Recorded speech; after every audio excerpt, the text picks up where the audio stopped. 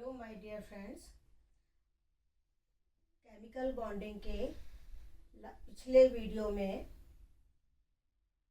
हमने बेसिक्स पढ़े थे, जिसमें आपको मैंने ionic bond, covalent bond, coordinate bond define किए थे।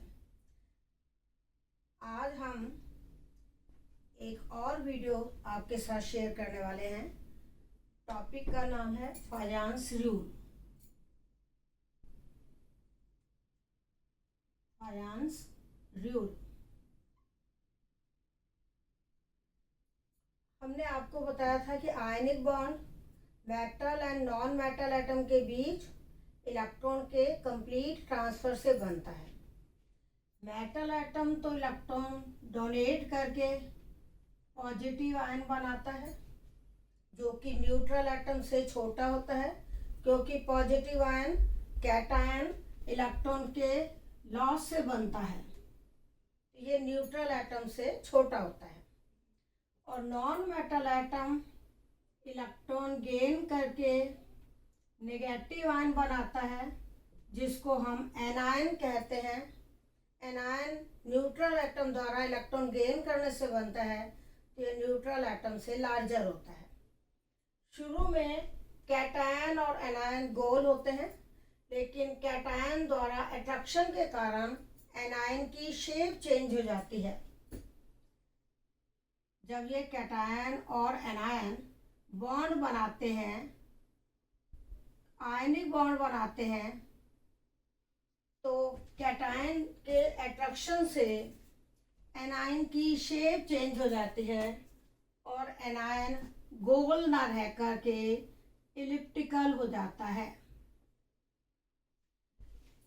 कैटायन के अट्रैक्शन से एनायन की शेप चेंज हो जाती है, इलिप्टिकल हो जाता है।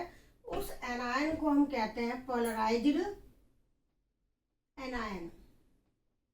तो ये पोलराइज्ड एनायन है। अब कैटायन और एनायन के बीच अट्रैक्शन से आयनिक बॉन्ड बनता है। ये हमने पिछले वीडियो में पढ़ा था। अब आयनिक बॉन्ड जो है वो 100% आयनिक नहीं होता। कोई भी आयनिक बॉन्ड 100% आयनिक नहीं होता। उसमें कुछ कोवलेंट कैरेक्टर होता है। तो आयनिक बॉन्ड में कोवलेंट कैरेक्टर को बताने के लिए ये फायांस साइंटिस्ट ने कुछ रूल्स दिए थे, जिनको हम कहते हैं फायांस रूल। किसके लिए दिए थे? Covalent character in ionic bond. Covalent character in ionic bond. Covalent character in ionic bond को बताने के लिए फायांस ने कुछ रूल्स दिए थे, जिनको हम बोलते हैं फायांस रूल। वो रूल्स क्या हैं? कैटायन एनायन का पोलराइजेशन करता है। हम कहते हैं कैटायन में पोलराइजिंग पावर है, और एनायन खुद पोलराइज होता है, तो हम कहते हैं एनायन की पोलराइजेबिलिटी है। तो कैटायन एनायन को कितना पोलराइज करेगा, उस पर डिपेंड करेगा कोवलेंट कैरेक्टर। यानी कोवलेंट कैरेक्टर किस पर डिपेंड करेगा? पोलराइजेशन ऑफ एनायन, यानी एनायन की शेप चेंज होना। एनायन की कितनी शेप चेंज हुई है, इस पर डिपेंड करेगा covalent character.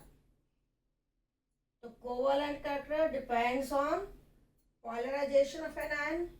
Polarization of anion depends on polarizing power of cation. According to Fayon's rule, there are some factors which affects the polarization of anion. It means which affect the covalent character in ionic bond. यानी कुछ factors हैं जो ionic bond में covalent character को affect करते हैं, या ये कहिए कि जो एनायन के पोलराइजेशन को इफेक्ट करते हैं। तो वो कुछ फैक्टर्स हैं जो इसने दिए थे फायांस ने, और वो 4 हैं। उन 4 फैक्टर्स को मिलाकर हम बोलते हैं फायांस रूल। वो 4 फैक्टर्स कौन कौन से हैं? एक तो है स्मॉल कैटायन। स्मॉल कैटायन, दूसरा है लार्ज एनायन, तीसरा है high charge on ions, high charge on ions, यानी बोथ आयन, जिस चाहे कैटायन पे हाई चार्ज हो चाहे एनायन पे हाई चार्ज हो, एक्टिव गैस स्ट्रक्चर। अब हम एक एक फैक्टर को ध्यान से पढ़ेंगे। Active gas structure of cation या स्यूडो पी साइलेंट है, pseudo active electronic configuration of cation, electronic configuration of cation. देखिए ये चार फैक्टर्स हैं जो एनायन के पॉलराइजेशन को, आयनिक बॉन्ड में कोवलेंट करैक्टर को अफेक्ट करते हैं, और इन चारों फैक्टर को हम कंबाइंड रूप में फायांस रूल कहते हैं, जो आज हमारा टॉपिक है। अब हम एक एक फैक्टर को पढ़ेंगे और उसके आधार पर हम आपको क्वेश्चंस करना बताएंगे। इसके क्वेश्चंस किस तरह से आते हैं, जैसे हमने एग्जाम्पल लिया लिथियम क्लोराइड एंड NaCl। क्या लिया? Lithium chloride and NaCl। हमसे ये पूछा जाएगा विच इज मोर कोवलेंट, तो आप क्या ध्यान रखोगे? पहले देखोगे दोनों में क्लोराइड आयन कॉमन है, दोनों में क्लोराइड आयन कॉमन है। कैटायन में लिथियम आयन और सोडियम आयन पर चार्ज सेम है। देखिए एनायन कॉमन है यानी सेकंड फैक्टर गया, कैटायन पे चार्ज सेम है, थर्ड फैक्टर गया।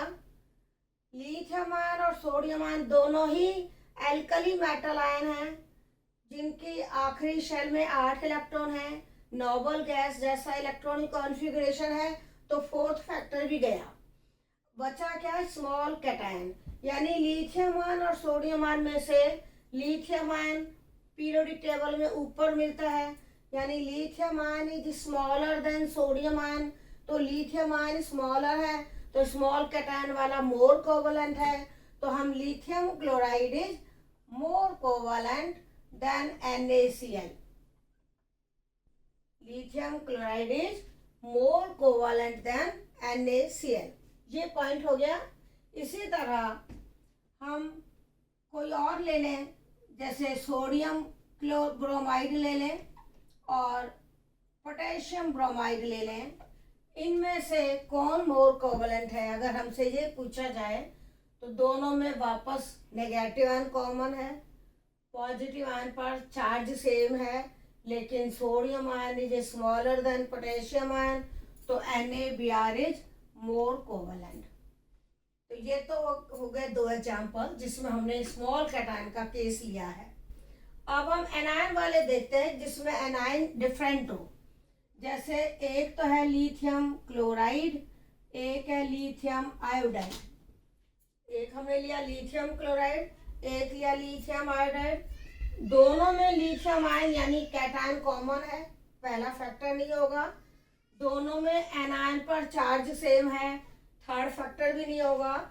दोनों में जो आयन्स है उनकी आखिरी शेल में 8 इलेक्ट्रॉन है, फोर्थ फैक्टर भी नहीं आएगा। लेकिन Cl आयन और I आयन दोनों में से iodide ion larger in size है, तो अब हमने कहा था लार्ज एनायन हो तो मोर कोवलेंट है। इसका मतलब lithium iodide is more covalent, lithium iodide is more covalent, क्योंकि iodide ion is larger than chloride ion.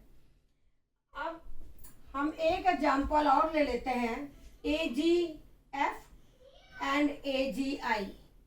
ये भी पूछा जाता है, AgF एंड AgI दोनों में Ag आयन कॉमन है, कैटायन कॉमन है, एनायन पे चार्ज सेम है, लेकिन iodide ion is larger than fluoride ion, तो AgI is more covalent than AgF। इसके ऊपर एक क्वेश्चन पूछा गया है कि AgF तो वाटर सॉल्युबल है, AgI वाटर इनसॉल्युबल है, तो आप इसको इसी से समझाओगे।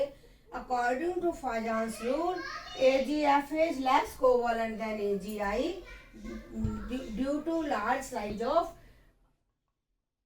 well, AgI is more covalent due to large size of iodide ion, and AgF is less covalent. AgF is more ionic, so AgF is soluble in water and AgI is insoluble in water. तो फायांस rule से आप किसी भी compound का ये पता लगा सकते हो कि कोवलेंट है या आयनिक है, पानी में सॉल्युबल है या पानी में इनसॉल्युबल है, क्योंकि जो मोर कोवलेंट है वो वाटर में कम सॉल्युबल होंगे और जो मोर आयनिक है वो वाटर में ज्यादा सॉल्युबल है। अब और एग्जांपल हम लेते हैं NaCl, Na2SO4, Na3PO4। इन तीनों में देखिए, तीनों में सोडियम आयन कॉमन है, नेगेटिव आयन पर चार्ज अलग अलग है। क्लोराइड आयन पे -1 चार्ज है, सल्फरेट आयन पे -2 चार्ज है, फॉस्फेट आयन पे -3 चार्ज है। तो हाई चार्ज ऑन एनायन, तो हाई चार्ज के कारण क्या होगा, मोर कोवलेंट होगा। ये जो 4 पॉइंट आप याद रखोगे, small cation, large anion, high charge on ion, active gas structure, इसका मतलब मोर कोवलेंट। तो जब हाई चार्ज है यानी sodium phosphate is more covalent than Na2SO4, Na2SO4 is more covalent than NaCl। एक एग्जांपल आप ये ले लीजिए, NaCl and CuCl। NaCl and CuCl दोनों में सोडियम आयन पॉजिटिव आयन पर चार्ज सेम है, नेगेटिव आयन कॉमन है। सोडियम आयन और कॉपर क्यूप्रस आयन का साइज लगभग सेम है। ये 3 फैक्टर तो है ही नहीं, क्योंकि सोडियम आयन और क्यूप्रस आयन का साइज सेम है, नेगेटिव आयन कॉमन है, पॉजिटिव आयन पर चार्ज सेम है। केवल एक डिफरेंस है कि क्यूप्रस आयन की आउटर मोस्ट शेल में 18 इलेक्ट्रॉन है। तुमने इलेक्ट्रॉनिक कॉन्फ़िगरेशन एटॉमिक स्ट्रक्चर में पढ़ा होगा कि क्यूप्रस आयन का इलेक्ट्रॉनिक कॉन्फ़िगरेशन है 3d10, तो उसकी ये लास्ट शेल में 3s2 3p6 3d10 यानी कुल 18 इलेक्ट्रॉन है, जबकि सोडियम आयन की आखिरी शेल में 2s2 2p6 यानी 8 इलेक्ट्रॉन है। तो क्यूप्रस आयन की एक्टिव गैस स्ट्रक्चर है या स्यूडो एक्टिव इलेक्ट्रॉनिक कॉन्फ़िगरेशन है, और सोडियम आयन की नोबल गैस की तरह स्ट्रक्चर है, इसलिए क्यूप्रस क्लोराइड ज़्यादा कोवलेंट है। तो देखिए, फायांस रूल में केवल आपको ये 4 पॉइंट्स याद रखने हैं। कौन कौन से, small cation, large anion, high charge on either cation और एनायन, एंड फोर्थ है एक्टिव गैस स्ट्रक्चर। अगर ये 4 फैक्टर में से कोई भी फैक्टर आ रहा है तो वो मोर कोवलेंट होगा। जब मोर कोवलेंट होगा तो सॉल्युबिलिटी कम होगी, क्योंकि सॉल्युबिलिटी जो है, सॉल्युबिलिटी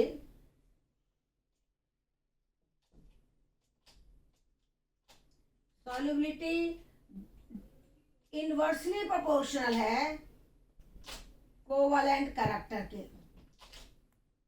जितना ज्यादा कोवलेंट कैरेक्टर होगा सॉल्युबिलिटी उतनी ही कम होगी। जितना ज्यादा कोवलेंट कैरेक्टर होगा सॉल्युबिलिटी उतनी ही कम होगी। इसी तरह melting point and boiling point भी हम पता लगा सकते हैं। 2 कंपाउंड में से किसका मेल्टिंग पॉइंट बॉइलिंग पॉइंट ज्यादा होगा। आप फायांस रूल से ये तो देख लोगे कि मोर कोवलेंट कौन सा है, तो जो मोर कोवलेंट है उसका मेल्टिंग पॉइंट बॉइलिंग पॉइंट कम होगा, यानी melting point boiling point again inversely proportional to covalent character. क्यों? क्योंकि जो आयनिक कंपाउंड है उनमें तो आयंस के बीच फोर्स ऑफ अट्रैक्शन ज्यादा है।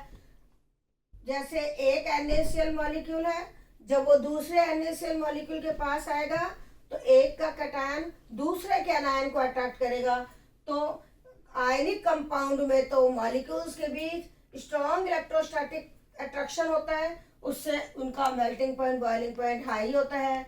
जबकि जो कोवलेंट करैक्टर वाले हैं उनमें फोर्स ऑफ अट्रैक्शन वीक होता है, इसीलिए को मेल्टिंग पॉइंट बॉइलिंग पॉइंट उनका कम होता है। तो ये फायंस रूल हमारे कॉम्पिटिटिव एग्जाम्स के लिए इसलिए इम्पोर्टेंट है कि इस पर 3-4 तरह से एक्सरसाइज बनती है। या तो 2 कंपाउंड दे देगा, उसमें से पूछा जाएगा विच इज मोर कोवलेंट, एक तरह की ये प्रॉब्लम हुई। एक यो पूछा जाएगा which has more solubility in water, which has more solubility in water. तो वो आप कैसे पता लगाओगे? 2 कंपाउंड में से पहले कोवलेंट कैरेक्टर किस में ज्यादा है वो देख लो, जिसमें कोवलेंट कैरेक्टर ज्यादा है वो कम सॉल्युबल होगा क्योंकि वो कम पोलर होगा।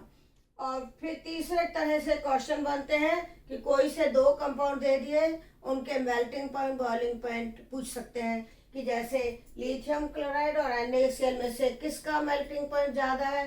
तो आप लिखेंगे लिथियम क्लोराइड और NaCl में से लिथियम क्लोराइड ज़्यादा कोवलेंट है, इसका मेल्टिंग पॉइंट कम है बजाय सोडियम क्लोराइड के।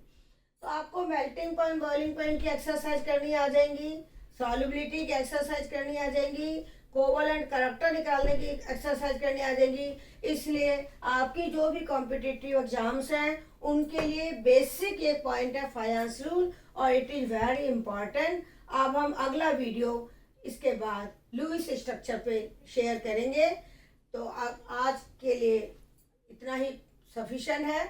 आप लोग जब भी वीडियो देखें तो प्लीज़ अपना फीडबैक मुझे ज़रूर दें, ताकि मुझे ये पता चले कि आप लोगों को समझ में आ रहा है या नहीं, आपको मेरी स्पीड कम लग रही है या ज़्यादा लग रही है, तो मैं अपने आप में चेंज करूँगी। थैंक्स।